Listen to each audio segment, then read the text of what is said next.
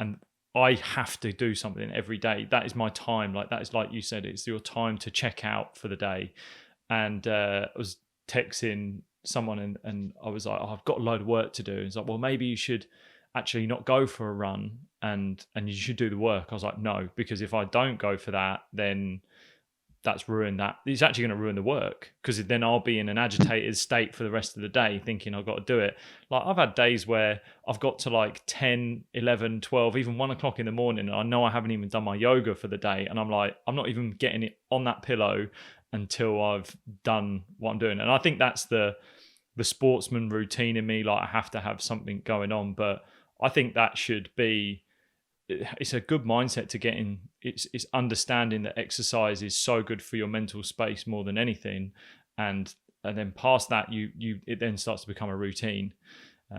That's where I've found, especially with running recently, like realizing that the pace at which you have to go isn't as fast, and you can take in so much more around you.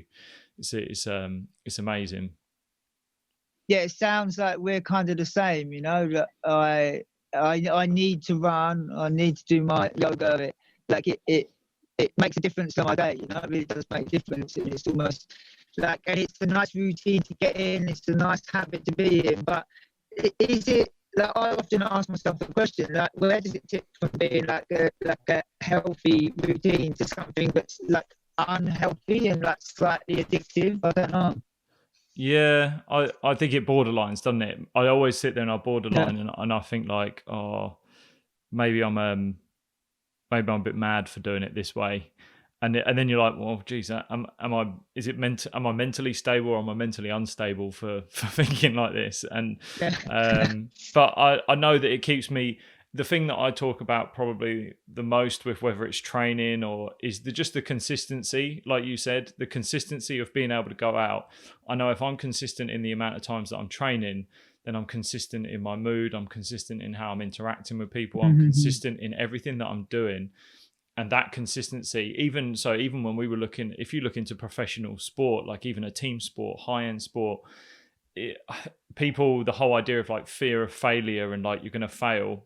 One of the biggest eye-openers I ever had was like the amount of down days that I'm going to have, the amount of bad days that I will have.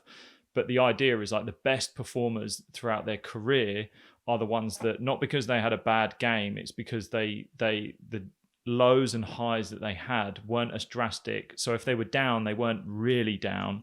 If they were high, they didn't get like really high. They were just very consistent. They kept that wave very consistent, and then they knew themselves through their behaviors, their routines, whatever it was that allows them to stay in that consistency.